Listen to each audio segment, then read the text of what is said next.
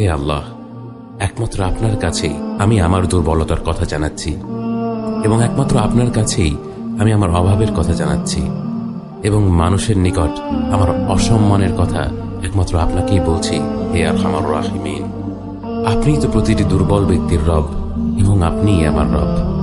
আপনি কার কাছে আমাকে ছেড়ে দিলেন? এমন অচেনা মানুষদের কাছে যারা আমার ক্ষতি করতে চায়, নাকি এমন শত্রুর কাছে যাকে আপনি আমার চেয়ে অধিক শক্তি দিয়েছেন? হে আল্লাহ, যদি আপনি আমার উপর রাগ না করে থাকেন তাহলে এর কিছুতে আমার কিছু আসে যায় না, কিন্তু আপনার আশ্রয় পেলে আমার পরিস্থিতি আরেকটু সহনীয় হবে। হে আল্লাহ, আমি আপনার চেহারার নূরের কাছে আশ্রয় চাই, যা সব অন্ধকারকে উজ্জ্বল করে দিয়েছে, যা দুনিয়া এবং আখিরাতের সব বিষয়ের সংশোধক।